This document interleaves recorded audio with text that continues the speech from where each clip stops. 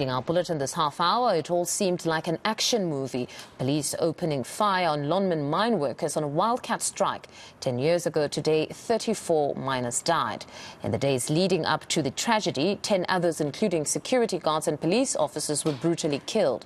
Union Amcu expects thousands to gather at the infamous Koppie to commemorate the day. Moloko, Moloto and Pule Letshwiti-Jones are there and join us live. Perhaps to start with you, Moloko. Who are we expecting to be addressed at this event today? Is it purely victims, their family members, or do we expect even civil society to come today to hear 10 years on what is being done to change the lives of mine workers?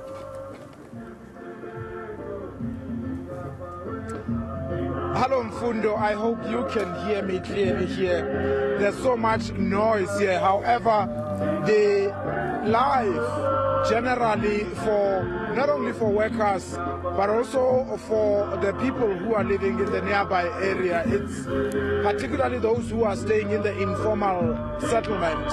There's not much changes really.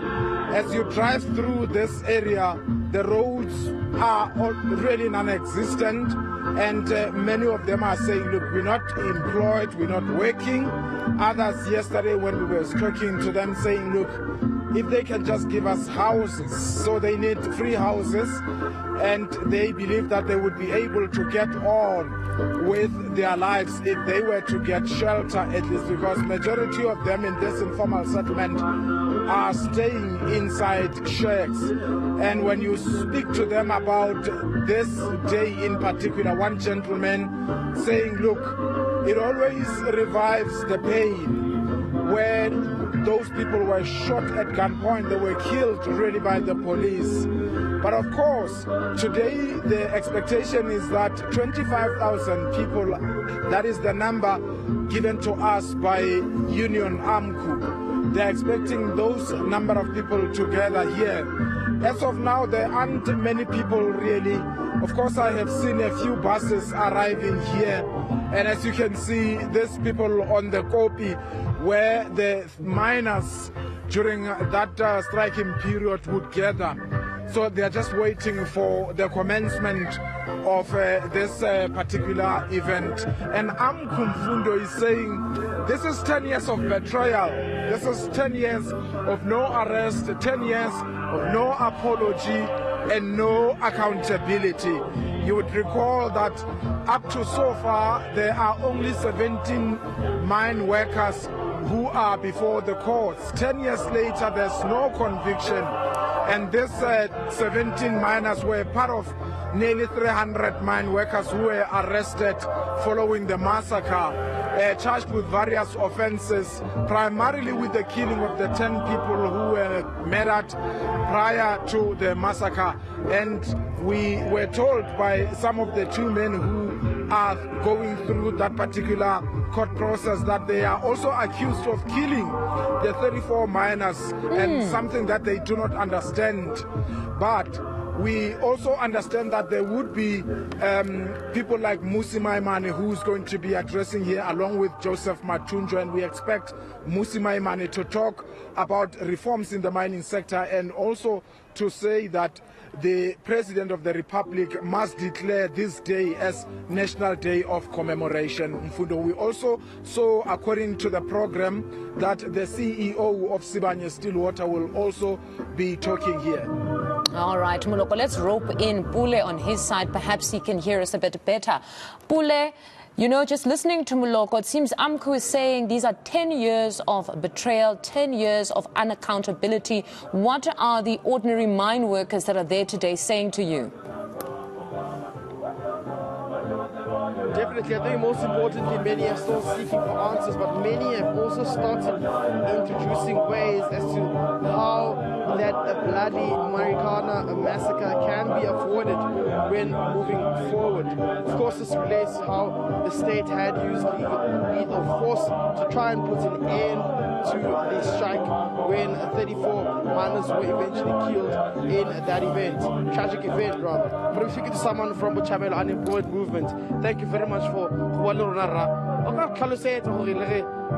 le batlo stopa ntse go ska tletsa gala gape le berekisana yang le batho ba rekang go di mining dumela rra re berekisana le batho ba berekang ko di mine kgotsa le mekgatlo e berekisana le batho ba di mine ka re le from cry of the excluded.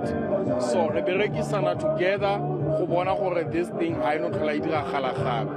Yes, di family tsona di yang, se le bole di family di yang tsona. Sorry, di family tsa ba latlhegetseng ba bea mo. Di family tsa batho ba latlhegetseng di ntse di le botlhoko le gona no.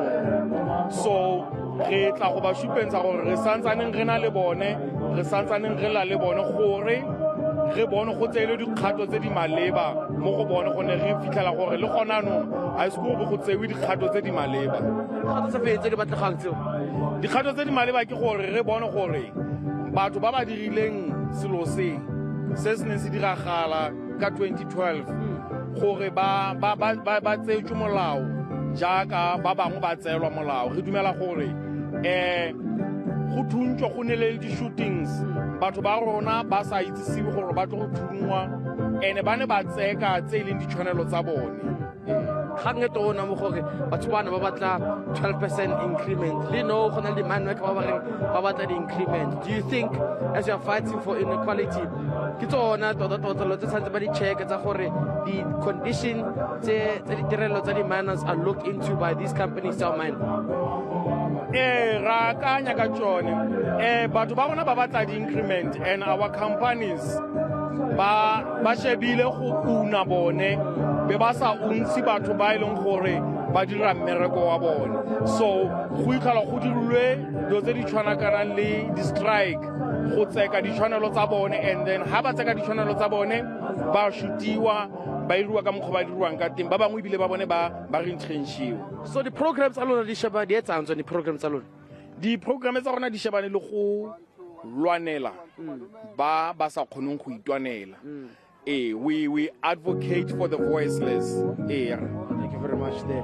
That's our friends speaking to us from this movement in which they're saying that they are trying to ensure that this does not happen in future again. But at the very same time, they've also been closely in contact with some of the families who are still reeling from this tragic event a decade later, who are still traumatized and emotionally so still heartbroken. But they also want to advocate for the issue of compensation as well for these families and ensuring that the families that lost their breadwinners are actually taken care of.